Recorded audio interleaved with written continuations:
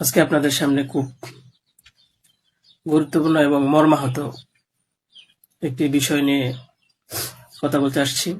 আমি কথা বলতে পারতেছি না, অসুস্থ। তারপরেও যদি কিছু না বলি তাহলে আপনারা হয়তো আমাকে সন্দেহ করতে পারেন। তাই আমি আমার কিছু কথা আপনাদের সাথে শেয়ার করার প্রয়োজন মনে করলাম।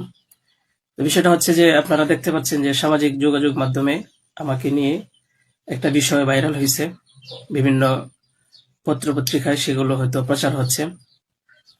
তো আমি আপনাদের বলবো যে এই বিষয়টার সাথে, যে বিষয়টা মেঘলা নামক একটা মেয়ে এবং আমার ছবি দিয়ে যে একটা অপপ্রচার করা হচ্ছে, অপবাদ রটানো হচ্ছে, এটার সাথে আমি কোনোভাবেই সম্পৃক্ত না। আমি এটার বিষয়ে কিছুই জানি না। আমি যদি বলি তাহলে বলবো যে এই মেয়েটা আমাদের এখানে পড়াশোনা করেছে, গত বছর পড়েছে এবং এর আগের বছরও পড়েছে।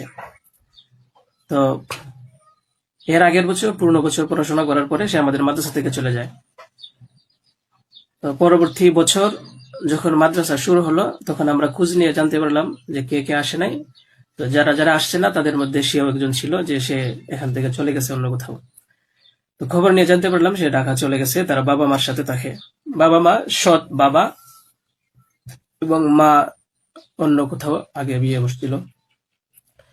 তো বর্তমান যে বাবা আছে মেঘলা, তার মেয়ে না, বরং আগের বাবার মেয়ে সে। তো সে যখন ঢাকায় চলে গেল আমরা শুনলাম, তখন আমরা কিছু বলি নাই, ঠিক আছে, ঢাকায় তো পড়াশোনা বেশি হয়, তাহলে পড়ুক। আমরা আমাদের ক্লাস শুরু করে দিলাম। কিছুদিন যাওয়ার পরে দেখলাম আবার এই মেয়েটা আমাদের মাদ্রাসায় আসছে। তো আসার পরে জিজ্ঞাসা করা হলো যে কেন, কি অবস্থা, কোথা থেকে আসছো? সে বললো যে ঢাকায় চলে গেছিলাম, এখন নানা ভাই জোর করে নিয়ে আসছে আমারে। আমি আসতে চাইছিলাম না, আমাকে জোর করে নিয়ে আসছে নানা ভাই। দেশবাসী, আমি আপনাদের সাথে শুধু এই কথাটাই বলতে চাই যে যে মেয়েটা এখানে আসতে চাইছিল না, চাচ্ছিল না, তাকে কেন জোর করে আনা হলো? তাকে জোর করে আনার পিছনে কি কারণ ছিল বা তার কি স্বার্থ ছিল? পরবর্তীতে আমরা এটাও জানতে পারি যে এই মেয়েটা তার এই নানার সাথে রাতের বেলা ঘুমায়। সে নিজেই বলছে। কেন বলছে? যখন আমরা জিজ্ঞাসা করলাম যে তুমি হিজাব পরো না, অন্য মেয়েরা হিজাব পরে, তুমি বোরকা পরো না, অন্য মেয়েরা বোরকা পরে, কারণ তার চলাফেরা সম্পূর্ণ আলাদা ছিল। আপনারা চাইলে গ্রামে গিয়ে মাদ্রাসার ছাত্রছাত্রী যারা আছে তাদের সাথে কথা বলে দেখতে পারেন যে সে সম্পূর্ণ আলাদা ছিল। তার কোনো কিছুই আমাদের কমনের ভিতরে ছিল না, আমরা তাকে কন্ট্রোল করতে পারতেছিলাম না।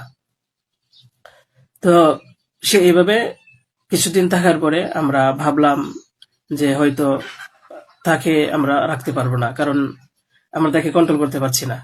হয়তো মেয়েটা অন্য কোথাও গিয়ে যদি কন্ট্রোলে থাকতে পারে, পড়াশোনা করে, তাহলে এটা তার জন্য ভালো।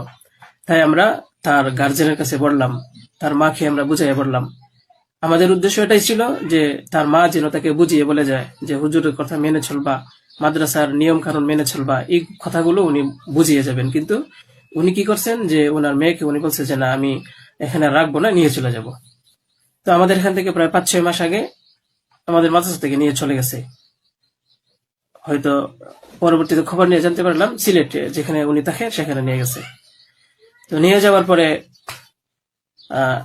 এখন কিছুদিন আগে আবার আসছে, এসে বলতেছে যে এই দুর্ঘটনা, যে খুব বড় সমস্যা। যে কথাটা শোনার পরে আমার মতো একজন সাধারণ মানুষ, আমি আর সহ্য করতে পারছি না, আমি আর নিজেকে ঠিক রাখতে পারি নাই। আমি একেবারে অসুস্থ হয়ে পড়ছি। কারণ আপনারা হয়তো জানেন যে অনেকেই, আমার ফ্যামিলি আছে, আমার বাচ্চা আছে, আমার বিবি সাহেব আছে, আমার আত্মীয় স্বজন আছে। আপনারা বলুন তো, আমার নামে যে বিষয়টা প্রচার হচ্ছে, এটা আমার ফ্যামিলির লোকেরা দেখে আমাকে কি বলছে, কি ভাবছে? আপনারা সঠিক তদন্ত করুন। আমি কখনোই দেশের আইনের প্রতি অবাধ্য না, আমি শ্রদ্ধাশীল। দেশের আইন আছে, সে আইন সঠিক অপরাধী যে তাকে খুঁজে বের করবে। আপনারা অপরাধী খুঁজে বের করার আগেই যদি আমাকে অপরাধী বানিয়ে ফেলেন, তাহলে তো আসল অপরাধী পার পেয়ে যাবে, আসল অপরাধী তো ছাড়া পেয়ে যাবে। আপনাদের কাছে আমি অনুরোধ করে বলি, আপনারা আসল অপরাধীকে খুঁজে বের করুন। টেস্ট করা হোক যে আসলেই এ বাচ্চা বাবাকে। আপনারা আমাকে টেক দিচ্ছেন, বিভিন্ন পত্রপত্রিকায়, টেলিভিশনে বলা হচ্ছে। আমি আপনাদের কাছে শুধু এই কথাইগুলি বলবো যে আল্লাহ তাআলার বিচারের উপরে যদি শ্রদ্ধাশীল থাকেন, এই বিশ্বাস করেন, তাহলে আমাকে নিয়ে আর এরকম কাজ করবেন না। আপনারা সঠিক তদন্ত করে সঠিক অপরাধীকে খুঁজে বের করুন। আমি আপনাদের সামনে আর কথা বলতে পারতেছি না। আপনারা সবাই ভালো থাকবেন, ইনশাল্লাহ পরবর্তীতে আরো কথা হবে ইনশাল্লাহ। আসসালামু আলাইকুম রহমতুল্লাহ।